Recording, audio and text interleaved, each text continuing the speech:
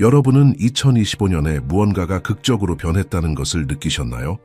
세상이 새해를 축하하는 동안 우리가 단순히 평범한 한 해가 아니라 어쩌면 마지막 7년이 시작되기 전 마지막 12개월에 들어섰다는 것을 알아차린 사람은 거의 없었습니다.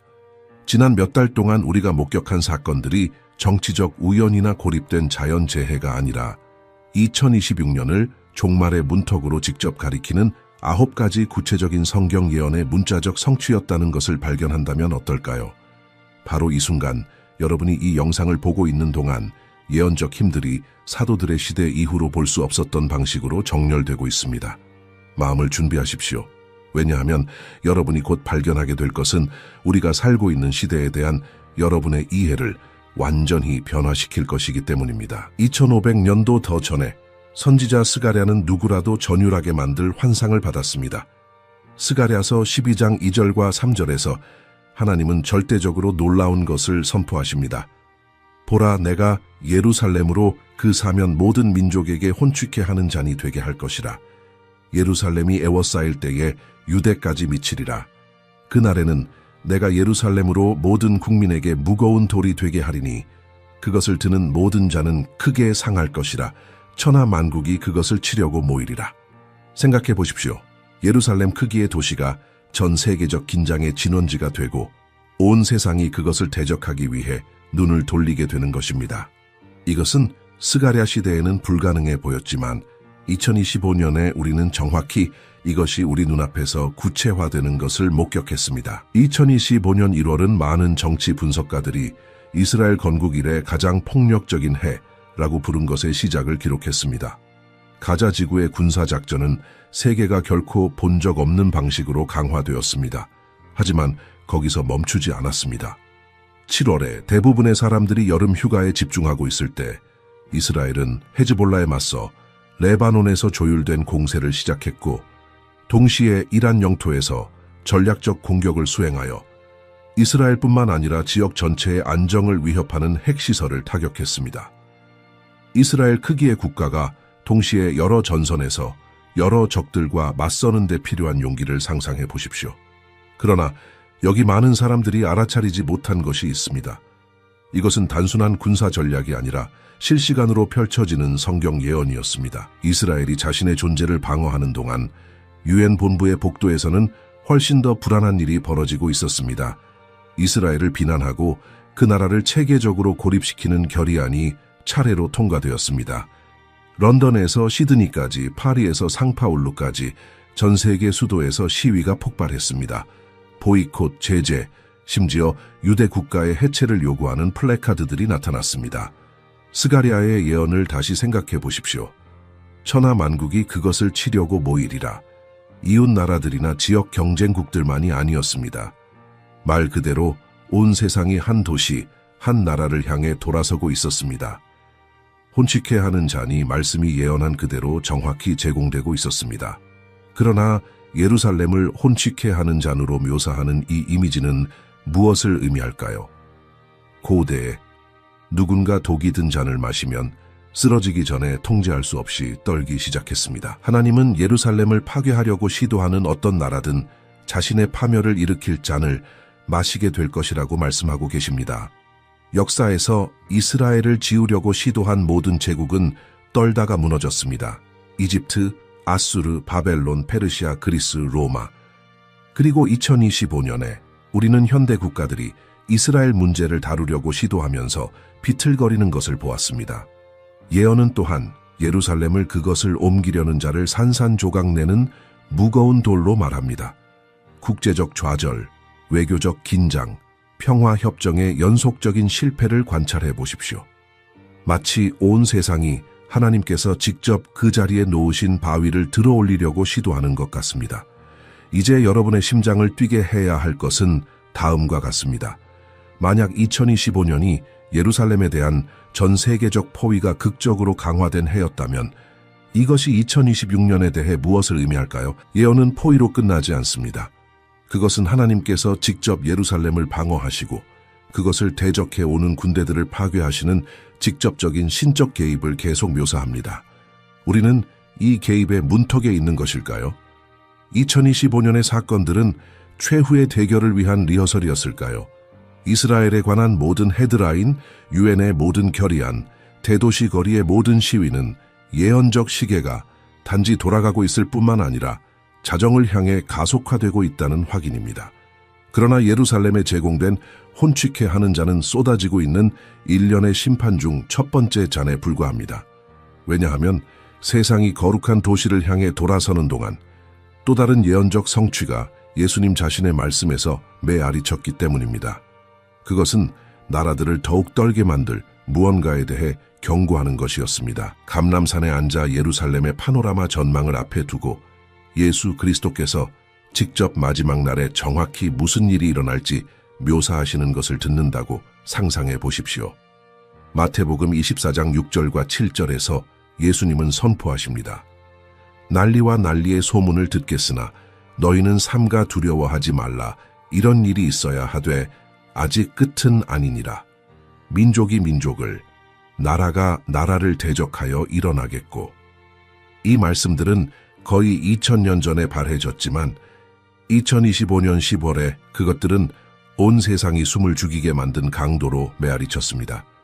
10월의 어느 추운 아침, 러시아 대통령이 모든 대륙에 충격파를 보낸 성명을 발표했습니다.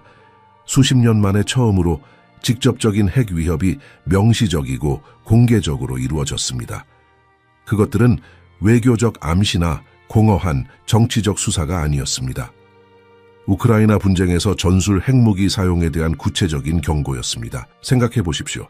전체 세대가 냉전의 그림자 아래에서 자랐지만 세계 지도자가 핵 버튼을 누르는 것에 대해 이렇게 공개적으로 말하는 것을 본 적이 없었습니다.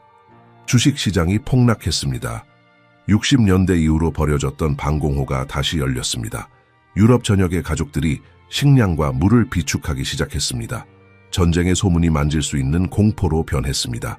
그러나 우크라이나는 단지 하나의 전선일 뿐이었습니다. 서방이 유럽 분쟁에 사로잡혀 있는 동안 남중국해에서는 똑같이 위험한 무언가가 발효되고 있었습니다. 2025년 5월에 미국과 필리핀 간의 합동 군사훈련은 군인들이 공격성에서 전례 없는 것으로 묘사한 중국의 대응을 촉발했습니다.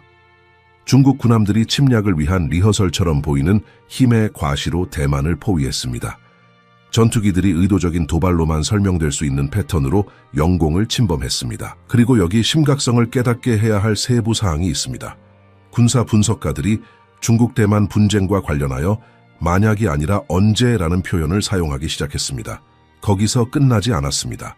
이미 여러 번 전쟁을 벌인 두 핵 강국인 인도 파키스탄 회랑은 2025년 내내 긴장이 극적으로 증가하는 것을 보았습니다. 카슈미르 국경에서의 충돌이 더 빈번하고 더 치명적으로 변했습니다. 두 나라 모두 국제 관찰자들을 놀라게 한 군사력 과시로 탄도미사일 시험을 수행했습니다. 세 개의 잠재적 핵 분쟁 전선이 동시에 발생했습니다. 동유럽, 동아시아, 남아시아.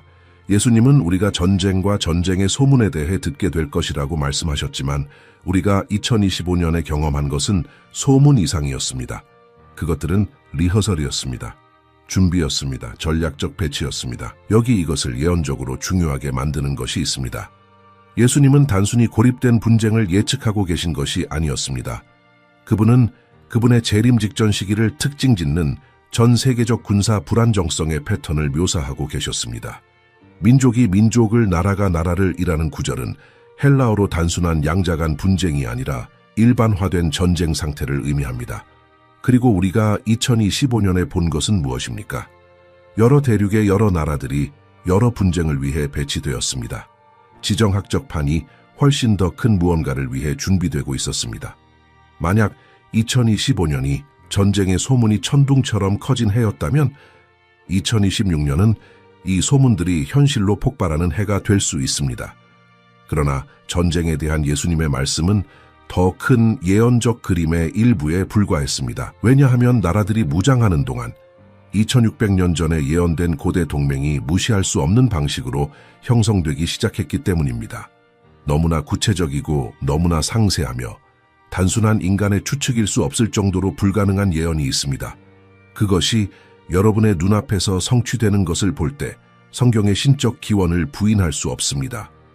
에스겔서 38장과 39장에서 선지자는 마지막 날에 대한 환상을 봤는데 그것은 이름으로 나라들을 식별하고 특정 군사 연합을 묘사하며 하나님의 직접적인 개입으로 중단될 이스라엘에 대한 침략을 자세히 설명합니다. 에스겔 38장 2절과 3절은 선포합니다.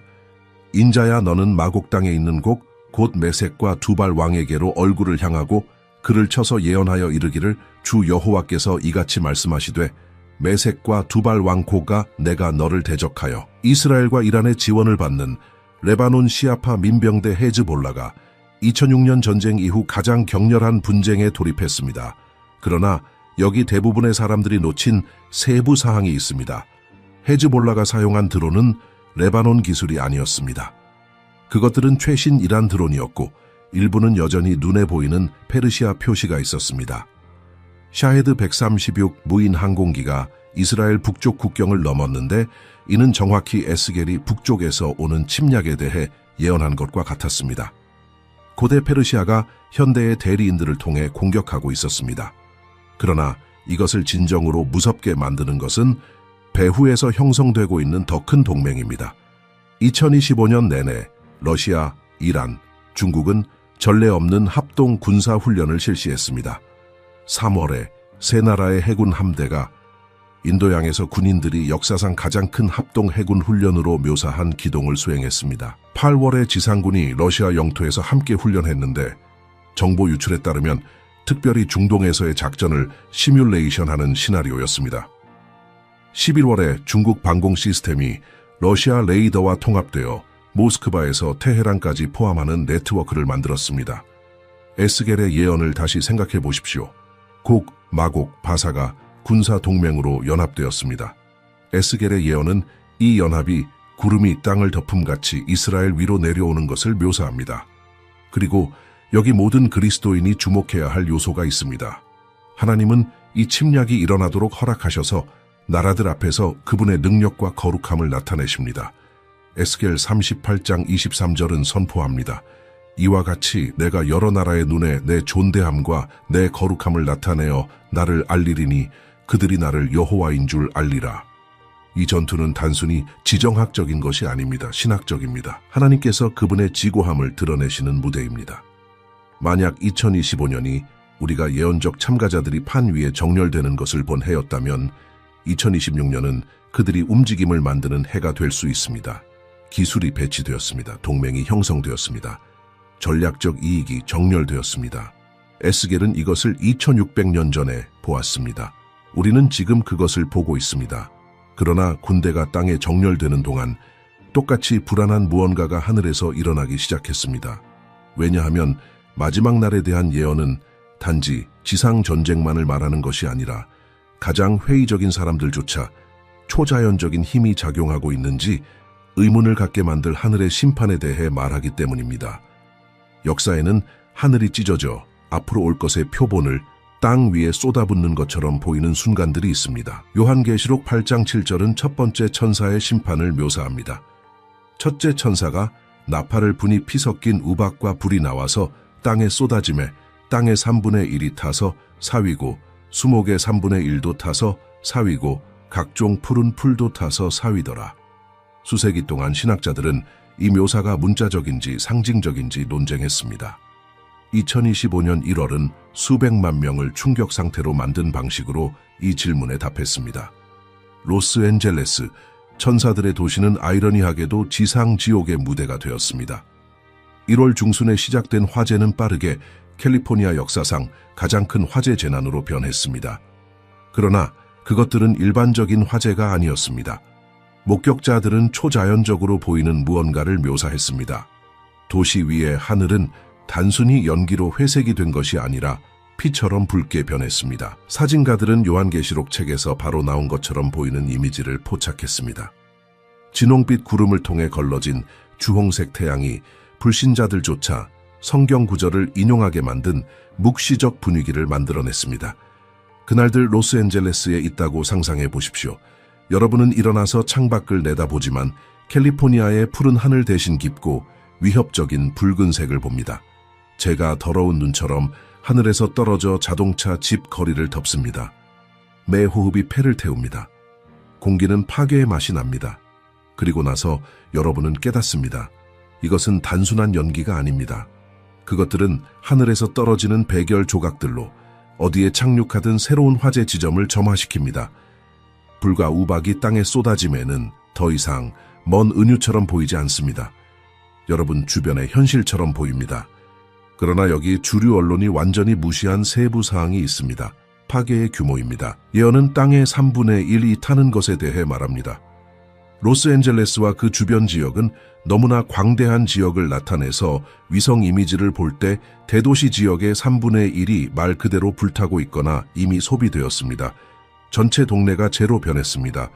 수백 년 된 숲이 수치로 줄어들었습니다.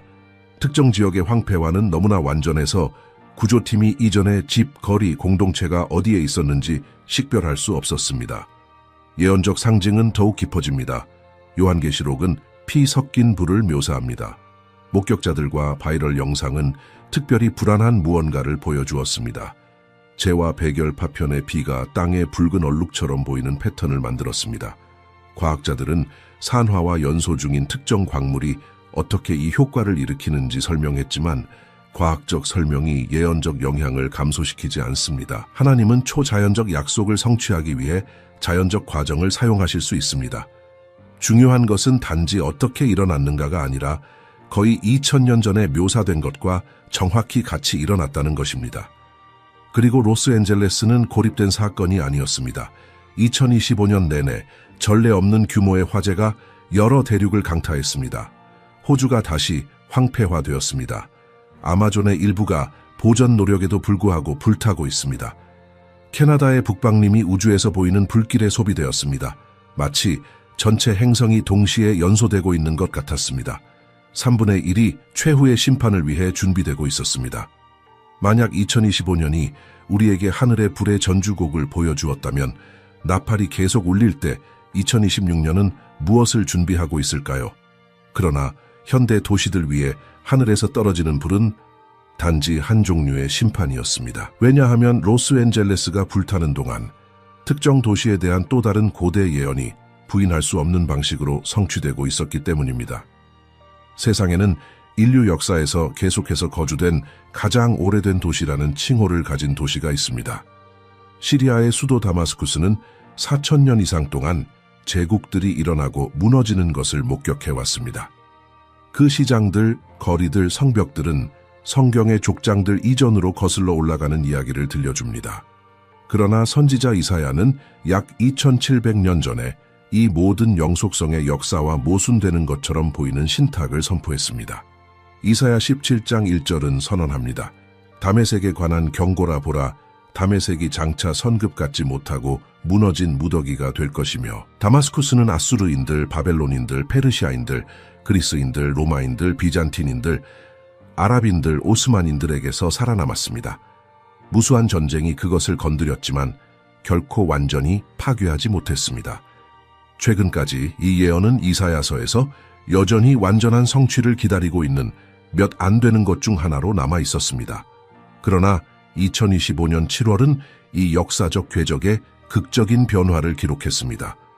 달 없는 밤 이스라엘 전투기들이 시리아 영공을 가로질러 군사 분석가들이 이스라엘 국가 건국 이래 가장 대담하고 포괄적인 것으로 묘사한 작전을 수행했습니다. 목표물은 작은 군사시설이나 재래식 무기 저장소가 아니었습니다. 그것들은 수십 년 동안 시리아 정권을 지탱해온 중요한 지휘 인프라, 핵연구센터, 전략적 벙커였습니다. 폭발이 마치 전고인 것처럼 다마스쿠스의 하늘을 밝혔습니다. 프랑스 식민지 시대부터 존재했던 정부 건물들이 몇 초 만에 잔해로 줄어들었습니다. 고대 도시의 전체 동네가 충격으로 흔들렸습니다. 그러나 이것을 예언적으로 중요하게 만드는 것은 단지 폭격의 규모가 아니었습니다. 그것은 타이밍과 맥락이었습니다. 다마스쿠스는 이미 10년 이상의 내전으로 약화되어 있었습니다. 아사드 정권의 몰락은 여러 파벌이 채우려고 시도하는 권력 공백을 남겼습니다. 도시의 인프라는 붕괴되고 있었습니다. 물과 전기와 같은 기본 서비스는 간헐적으로 작동했습니다. 그리고 나서 이스라엘의 공격이 왔는데 무작위 공격이 아니라 시리아 땅에서 작전 중인 이란의 위협에 대한 직접적인 대응이었습니다. 이사야의 예언을 생각해 보십시오. 선급 갖지 못하고 무너진 무더기가 될 것이며, 다마스쿠스가 한 번의 사건으로 문자 그대로 지도에서 쓸려나갈 필요는 없습니다. 그것은 기능하는 대도시를 거주할 수 없는 폐허로 변화시키는 가속화된 악화 과정일 수 있습니다. 현장의 관찰자들은 폭격 후 몇 주 동안 묵시적 장면을 묘사했습니다. 내전 동안 이미 도망친 수백만 명의 난민은 이제 훨씬 더 암울한 현실에 직면했습니다. 돌아갈 곳이 없었습니다. 피해를 입은 지역은 단순히 손상된 것이 아니라 거주할 수 없었습니다. 파괴된 과학물질로부터의 방사선, 파괴된 산업시설로부터의 화학물질, 구조팀이 들어가기를 거부할 정도로 불안정한 잔해. 영원한 도시 다마스쿠스는 그 예언적 선고를 성취하고 있었습니다. 여기 여러분을 멈추고 성찰하게 해야 할 것이 있습니다. 이사야는 단지 다마스쿠스의 파괴를 예언한 것이 아니라 이 파괴를 이스라엘의 마지막 날과 연결된 특정한 종말론적 맥락에 놓았습니다. 이사야 17장은 계속해서 이스라엘의 남은 자와 신적 심판의 날에 대해 말합니다. 다마스쿠스의 파괴는 고립된 사건이 아닙니다. 그것은 표지판, 우리가 예언적 고속도로에서 어느 지점에 있는지를 나타내는 교통 표지판입니다. 만약 2025년이 다마스쿠스가 이 천년된 예언의 완전한 성취를 향해 돌이킬 수 없는 발걸음을 내딛는 것을 보았다면 2026년은 그 결론을 목격할 수 있습니다. 그러나 고대 도시들이 무너지는 동안 똑같이 고대적이고 똑같이 파괴적인 또 다른 종류의 심판이 현대 국가들 위를 질주하기 시작했습니다. 계시자 요한이 반모섬에서 환상을 보았을 때 그는 누구의 피라도 얼게 만들 무언가를 목격했습니다. 4명의 묵시적 기병, 각각 땅 위에 다른 종류의 심판을 가져오는 자들. 검은 말을 탄 셋째 기병은 손에 저울을 들고 있습니다. 요한계시록 6장 5절과 6절은 묘사합니다. 셋째 인을 떼실 때에 내가 들으니 셋째 생물이 말하되 오라 하기로 내가 보니 검은 말이 나오는데 그 탄 자가 손에 저울을 가졌더라. 내가 네 생물 사이로부터 나는 듯한 음성을 들으니 이르되 한 데나리온의 밀 한 되요 한 데나리온의 보리 석 되로다. 그리고 2025년에 수단은 이 예언의 살아있는 실험실이 되었습니다. 카르툼에서 일어나서 밀 가격이 하룻밤 사이에 3배가 되었다는 것을 발견한다고 상상해 보십시오. 그 다음에는 4배가 됩니다. 일주일 후에는 10배 더 비쌉니다. 달말에는 이전에 하루 일한 것과 같은 값이었던 밀가루 한 포대가 이제 일주일치 임금을 소비합니다. 가족들이 먹는 것과 약을 사는 것 사이에서 선택해야 합니다. 부모들이 오늘 어느 자녀가 식사를 받을지 결정합니다. 제품은 존재하지만 아무도 그것을 살 수 없기 때문에 빈 선반이 있는 시장. 검은 기병의 저울이 문자 그대로 인간의 생명이 곡물로 얼마나 가치가 있는지 재고 있습니다. 2025년 수단의 수치는 파괴적입니다. 밀 가격은 6개월도 안 되어 300% 증가했습니다. 인도주의 기구들은 2천만 명 이상의 사람들이 심각한 식량 불안정에 직면했다고 추정했습니다. 그러나 여기 이것을 예언과 더욱 일치하게 만드는 세부 사항이 있습니다. 기근은 세계의 식량 부족으로 인한 것이 아니었습니다. 충분한 밀이 있었습니다. 비축된 곡물이 있었습니다. 문제는 분배, 경제, 전쟁, 부패였습니다. 그것은 검은 기병의 저울이 누가 먹고 누가 죽는지를 자연적 결핍이 아니라 깨진 인간 시스템과 신적 심판에 의해 결정하는 것이었습니다. 목격자들은 중세시대에서 나온 것 같은 장면을 묘사했습니다. 식량 배급을 기다리는 수 킬로미터의 사람들 줄, 영양실조로 부은 배를 가진 아이들, 의사들 자신이 굶주리고 있기 때문에 기아 사례를 치료할 능력이 없는 병원들, 그리고 가장 무서운 것, 정보가 즉시 흐르지만 동정심과 자원은 도움이 필요한 사람들에게 도달할 수 없는 디지털로 연결된 세상에서 일어나는 이 기근. 검은 말은 가난한 나라들에서만 질주하지 않습니다. 그것은 모든 현대 문명의 취약성을 폭로합니다. 그러나 수단은 가장 눈에 보이는 진원지에 불과했습니다. 2025년 내내 식량 위기가 쓰러지는 도미노처럼 퍼졌습니다. 곡물 수입에 의존하는 나라들이 부족에 직면했습니다. 생산 국가들은 자신들의 미래 필요에 대한 두려움으로 수출을 억제했습니다. 너무나 안정적이고 효율적으로 보였던 세계 식량 시스템은 적절한 바람이 무너뜨리기를 기다리는 카드로 만든 집으로 드러났습니다. 그리고 그 바람이 불었을 때 셋째 기병의 저울은 치명적 정확도로 각 밀 한 되를 재기 시작했습니다. 만약 2025년이 우리에게 검은 말이 질주를 시작하는 것을 보여주었다면 2026년은 그 가속화를 목격할 수 있습니다. 그러나 육체의 물리적 기근은 훨씬 더 깊은 영적 기근의 반영에 불과했습니다. 성경 자체가 마지막 날의 표시로 식별한 도덕적 타락이었습니다. 사도 바울이 디모데에게 쓴 편지가 있는데 오늘 그것을 읽을 때 마치 어제 쓰인 것처럼 보이고 지난주 신문 헤드라인을 묘사하는 것 같습니다. 디모데후서 3장 1절부터 4절까지는 경고합니다.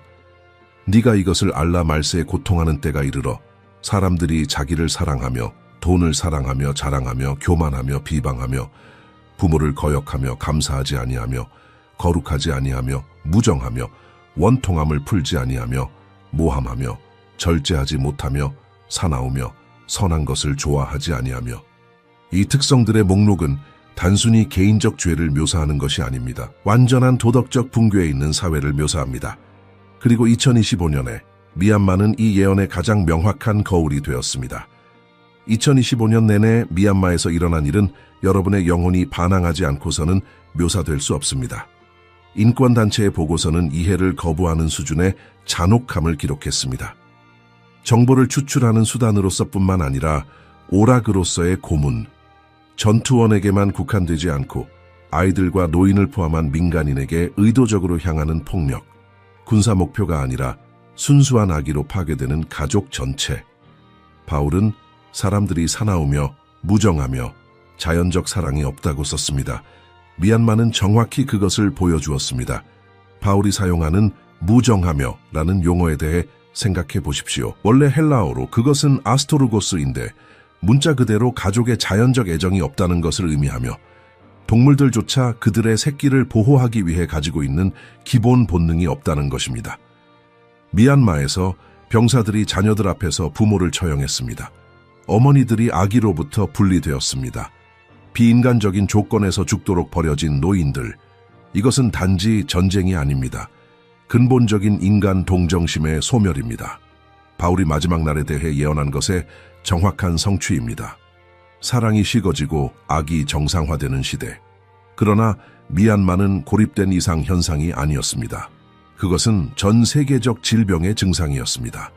2025년 내내 수십 개 국가에서 가정폭력 통계가 역사적 기록에 도달했습니다. 어린이에 대한 범죄는 경험 많은 수사관들조차 충격을 받게 한 백분율로 증가했습니다. 노인 유기 사례가 증가했습니다. 문명을 자랑스러워하던 사회들이 적절한 상황이 나타나기만을 기다리고 있던 근본적인 야만성을 드러냈습니다. 바울은 고통하는 때에 대해 쓸데 과장하고 있지 않았습니다. 그는 인류가 그 인간성을 잃을 시기를 예언적으로 보고 있었습니다. 이것을 더욱 불안하게 만드는 것은 이 잔혹함의 정상화입니다. 이전 세대에는 잔악 행위가 전 세계적 충격, 인도주의적 동원, 국제적 개입을 일으켰습니다. 2025년에 미얀마의 뉴스는 며칠 동안 클릭을 생성한 다음 디지털 콘텐츠의 무한한 주기 속으로 사라졌습니다. 아침 식사를 하면서 고통의 영상을 보는 사람들, 밈과 휴가 사진 사이에 고문 뉴스를 공유하는 것, 무감각함 자체가 예언적 표시가 되는 것. 바울은 사람들이 원통함을 풀지 아니하며 선한 것을 좋아하지 아니하는 것에 대해 썼습니다. 악을 저지를 뿐만 아니라 그것에 무관심해지는 사회, 여기 여러분을 떨게 해야 할 것이 있습니다. 도덕적 붕괴는 무작위가 아닙니다. 바울은 명시적으로 이 붕괴를 말세와 연결합니다. 그것은 단지 일반적인 문화적 쇠퇴가 아닙니다. 우리가 시대의 종말에 접근하고 있다는 구체적인 표시입니다.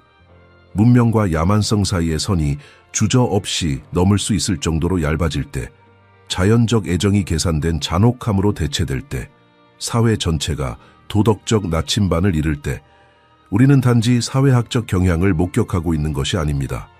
우리는 예언적 시계가 최후의 몇 분을 표시하는 것을 보고 있습니다. 만약 2025년이 하나님 없는 인간 도덕적 붕괴의 깊이를 드러냈다면 2026년은 이 추락이 얼마나 더 갈 수 있는지 보여줄 수 있습니다. 그러나 도덕성이 땅에서 무너지는 동안 하늘은 고대 선지자들이 주님의 마지막 날의 전조로 예견한 표징들을 보여주기 시작했습니다. 성경 역사에는 선지자들이 너무나 생생하고 세부 사항에서 너무나 영화적인 환상을 받아서 읽을 때 묵시적 영화를 보고 있는 것처럼 보이는 순간들이 있습니다. 아마도 2800년 전에 사역을 했던 선지자 요엘은 그러한 환상 중 하나를 가졌습니다. 요엘 2장 30절과 31절은 선포합니다. 내가 이적을 하늘과 땅에 베풀리니 곧 피와 불과 연기 기둥이라. 여호와의 크고 두려운 날이 이르기 전에 해가 어두워지고 달이 핏빛같이 변하려니와. 수세기 동안 이 예언은 과장된 시적 표현처럼 들렸습니다. 2025년 3월은 시를 기록된 현실로 변화시켰습니다. 우리가 탐구한 도덕적 붕괴로 이미 황폐화된 미얀마는 요엘의 예언을 문자 그대로 성취하기 위해 조율된 것처럼 보이는 자연 재해의 조합에 의해 타격을 받았습니다. 3월의 나라의 중앙지역을 뒤흔든 지진은 단순히 또 하나의 지각운동이 아니었습니다. 그것은 가스와 어떤 경우에는 백열 물질이 나오는 땅의 균열을 연 규모 7.6의 지진이었습니다. 목격자들은 땅이 문자 그대로 불을 흘리고 있다고 묘사했습니다. 그러나 지진은 훨씬 더 성경적으로 일치하는 무언가를 위한 반가쇠에 불과했습니다. 그날들 미얀마에 있다고 상상해 보십시오. 땅이 격렬하게 흔들려 세대 동안 존재했던 구조물을 무너뜨립니다. 흔들림이 마침내 멈추고 피해를 평가하기 위해 밖으로 나올 때 여러분은 자연적 설명을 거부하는 무언가를 봅니다. 지진이 영향을 미친 지역에서 동시에 시작되는 여러 화재 지점, 끊어진 전선이나 가스 누출로 시작된 일반적인 화재가 아닙니다. 갈라진 땅에서 직접 솟아나는 불길로 지진 활동에 의해 방출된 가연성 지하가스에 의해 공급됩니다. 그리고 그 불길로부터 요엘이 묘사한 것과 정확히 같이 하늘로 올라가는 연기 기둥이 솟아납니다. 수직 기둥, 수십 킬로미터에서 보이는 검은 연기 기둥. 그러나 요엘의 예언은 불과 연기로 끝나지 않습니다. 그는 피를 기적 중 하나로 말합니다. 그리고 여기 문자적 성취가 부인할 수 없게 되는 곳이 있습니다. 화재의 짙은 연기를 통해 걸러진 햇빛의 조합은 특별한 대기 현상을 만들어냈습니다. 태양은 낮 동안 피처럼 붉게 나타났습니다. 밤에 보일 때 다른 과학자들조차 요엘의 예언을 인용하게 만든 진홍빛으로 빛났습니다. 사진과 영상이 이 현상을 포착했고 목격자들 사이에서 가장 일반적인 묘사는 세상의 종말처럼 보였다 였습니다. 기상학자들은 물리적 메커니즘을 설명했습니다. 공중에 떠있는 연기 입자가 청색과 녹색 파장을 걸러내는 방식으로 햇빛을 굴절시켜 적색 스펙트럼만 보이게 남깁니다. 그러나 과학을 이해하는 것이 예언적 의미를 감소시키지 않습니다. 하나님은 자주 초자연적 약속을 성취하기 위해 자연적 과정을 사용하십니다. 중요한 것은 요엘이 거의 3000년 전에 디지털 카메라가 2025년에 포착한 것을 정확히 묘사했다는 것입니다. 주님의 크고 두려운 날을 앞두고 피, 불, 그리고 영이 기둥, 그리고 미얀마는 다시 고립된 사례가 아니었습니다. 태평양 불의 고리 주변의 화산들은 2025년 내내 높은 활동을 보였고 그들 자신의 연기 기둥을 만들었습니다. 우리가 이미 논의한 대규모 산불은 자체 기후 시스템을 만들 정도로 강력한 대류 기둥을 생산했습니다. 중동과 북아프리카의 모래 폭풍은 한낮의 하늘을 문자 그대로 붉게 만들었습니다. 마치 전체 행성이 요엘이 예언한 최후의 기적을 위해 리허설하고 있는 것 같았습니다. 요엘은 명시적으로 이러한 표징들을 여호와의 날, 즉 메시아 왕국의 수립에 앞서는 신적 심판의 기간과 연결합니다.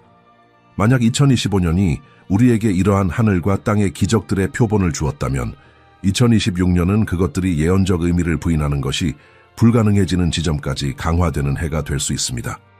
그러나 땅과 하늘이 임박한 심판의 표징을 보여주는 동안 바다 자체가 예언적 목소리로 포효하기 시작했습니다. 창조에는 시간의 시작부터 인류를 매혹시키고 공포에 떨게 한 요소가 있습니다. 바다, 광대하고 강력하며 예측할 수 없는, 그리고 예수 그리스도께서 그분의 재림을 앞두고 올 표징들에 대해 가르치고 계셨을 때 그분은 특별히 분노하는 바다의 이미지를 최후 지표 중 하나로 선택하셨습니다. 누가복음 21장 25절과 26절은 선언합니다. 해와 달과 별들에는 징조가 있겠고 땅에서는 민족들이 바다와 파도의 우는 소리로 인하여 혼란한 중에 곤고하리라. 사람들이 세상에 임할 일을 생각하고 무서워함으로 기절하리니. 2025년 3월은 이 예언을 성경의 페이지에서 가져와 세계 헤드라인에 실었습니다. 사이클론 알프레드는 기상학자들이 역사적 기록에서 전례 없는 것으로 묘사한 맹렬함으로 호주 북동부 해안을 강타했습니다. 그러나 기록을 깬 것은 단지 바람의 힘만이 아니었습니다. 그것은 과학자들이 해양 공명이라고 부른 현상이었습니다. 그들의 힘을 기하급수적으로 증폭시키는 패턴으로 형성되는 파도. 15m 높이의 파도를 상상해 보십시오. 그러나 불규칙한 간격으로 오는 것이 아닙니다. 바다 자체가 거대한 살아있는 존재처럼 맥동하는 것처럼 보이게 만드는 리드미컬한 연속으로 옵니다. 그리고 소리. 예수님은 특별히 바다를 묘사하기 위해 우는 소리 또는 포효라는 단어를 사용하셨습니다. 사이클론 알프레드의 생존자들은 정확히 그 용어를 사용했습니다. 알프레드가 접근할 때 해안에 있는 것에 대해 생각해 보십시오. 여러분은 단지 큰 파도를 보는 것이 아닙니다. 여러분은 바다의 심장 자체에서 나오는 소리를 듣습니다. 그것은 해변에서 부서지는 파도의 일반적인 소음이 아닙니다. 그것은 귀로 듣기 전에 가슴에서 느끼는 깊고 공명하는 포효입니다. 그것은 인간의 힘을 하찮게 보이게 만드는 힘에 의해 움직이는 수십억 톤의 물의 소리입니다. 목격자들은 이 소리가 일으킨 본능적 두려움을 묘사했습니다. 그것은 물리적 피해에 대한 합리적 두려움이 아니었습니다. 그것은 원초적 공포였고 예수님이 예언하신 것과 정확히 같이 사람들이 기절하게 만드는 종류의 두려움이었습니다. 그러나 누가복음 21장의 예언은 물리적 묘사를 넘어갑니다. 예수님은 혼란한 중에 곤고한 민족들에 대해 말씀하십니다. 그리고 여기 예언적 성취가 더욱 명확해지는 곳이 있습니다. 사이클론 알프레드에 대한 국제적 대응은 정확히 이 혼란을 드러냈습니다. 어떻게 대응해야 할지 모르는 정부들, 능력을 넘어 과부하된 비상 시스템, 기후 모델이 올바른 강도를 예측하지 못했다고 인정하는 과학자들, 자원이 황폐화의 규모에 부적절하다고 고백하는 인도주의 기구들, 그것은 곤고함이었습니다. 그것은 혼란이었습니다. 그것은 인간 통제를 넘어선 힘이 작용하고 있다는 집단적 인정이었습니다. 알프레드를 따른 홍수는 전체 해안 지역을 일시적인 내해로 변화시켰습니다. 심각한 홍수를 경험한 적이 없는 도시들이 물에 잠겼습니다. 100년에 한 번 있는 사건을 견디도록 건설된 인프라가 몇 시간 만에 실패했습니다. 그리고 다시 무서운 것은 단지 물리적 규모만이 아니었습니다. 그것은 속도였습니다. 그것은 예측 불가능성이었습니다. 그것은 수천 년 동안 기후 패턴을 지배했던 자연 법칙이 실시간으로 다시 쓰이고 있다는 느낌이었습니다. 예수님은 세상에 임할 일을 생각하고 말씀하셨습니다. 이 불안한 기대, 미래를 향한 긴장된 시선은 호주에서 일어난 일에 대한 세계적 반응을 완벽하게 특징지었습니다. 이제 모든 점들을 연결해 봅시다. 우리는 세상이 그것을 대적하여 돌아서는 혼칙해하는 잔으로서의 예루살렘을 가지고 있습니다. 우리는 여러 대륙에서 메아리치는 핵전쟁의 소문을 가지고 있습니다. 우리는 에스겔이 예언한 것과 정확히 같이 형성되는 러시아-이란 중국 동맹을 가지고 있습니다. 우리는 현대 도시들 위에 하늘에서 떨어지는 불과 우박을 가지고 있습니다. 우리는 무너진 무더기가 되기 위해 걸어가는 다마스쿠스를 가지고 있습니다. 우리는 나라들을 질주하는 경제적 기근을 가지고 있습니다. 우리는 전례 없는 도덕적 붕괴를 가지고 있습니다. 우리는 하늘을 표시하는 피, 불, 그리고 영의 기둥을 가지고 있습니다. 그리고 우리는 예언적 분노로 포효하는 바다를 가지고 있습니다. 9가지 예언, 모두가 2025년에 성취되고 있거나 가속화되고 있습니다. 모두가 2026년을 종말의 시작에 가능한 문턱으로 가리키고 있습니다. 거의 5,000 단어 동안 우리는 더 이상 먼 약속이 아니라 현재의 실제인 9가지 성경 예언을 함께 걸어왔습니다. 우리가 탐구한 모든 사건, 우리가 분석한 모든 재난, 우리가 조사한 모든 분쟁은 우연히 일어나지 않았습니다. 그것들은 신적 표지였고 하나님께서 수천 년 전에 그으신 예언적 길의 교통 표지판이었습니다. 2025년은 인간 달력의 또 하나의 해가 아니었습니다. 그것은 예언적 시계가 무시할 수 없는 방식으로 가속화된 해였습니다. 그것은 회의론자들이 그들의 의심에 의문을 갖기 시작하고 신자들이 특별한 방식으로 그들의 믿음을 확인받은 해였습니다. 우리는 지금 2026년의 초기 시간에 있습니다. 이 해가 무엇을 나타낼 수 있는지 깊이 생각해 보십시오. 만약 2025년이 리허설이었다면 2026년은 주요 공연이 될 수 있습니다. 만약 작년이 상호였다면 올해는 새로운 시대의 탄생이 될 수 있습니다. 여러분의 마음에서 타오르고 있어야 할 질문은 단지 예수님은 언제 돌아오실까가 아니라 그분이 돌아오실 때 나는 준비되어 있는가입니다. 왜냐하면 이 모든 예언이 동시에 수렴하는 것은 단지 지적 호기심을 만족시키기 위한 표징이 아니기 때문입니다. 그것들은 인류 역사의 가장 중요한 영적 실제의 한 세대를 깨우는 하나님의 경보입니다. 이것은 대화의 순간, 깊은 성찰의 순간, 영혼의 메아리칠 결정의 순간입니다. 여러분이 사랑하는 사람들과 이 영상을 공유하십시오. 선정주의 때문이 아니라 여러분 주변의 영혼들에 대한 진정한 동정심 때문입니다. 현재 사건을 영원한 진리와 연결하는 예언적 분석을 계속 받기 위해 이 채널을 구독하십시오. 우리가 이 각 주제에 더욱 깊이 파고드는 성경 예언에 대한 완전한 재생 목록을 시청하십시오. 그리고 어떤 디지털 행동보다 더 중요한 것, 하나님 앞에서 여러분의 마음을 검토하십시오. 여러분은 단지 예언적 성취를 보는 것뿐만 아니라 우리 눈앞에서 펼쳐지는 신적 계획에 참여할 준비가 되어 있습니까? 댓글에 여러분의 성찰을 남기십시오.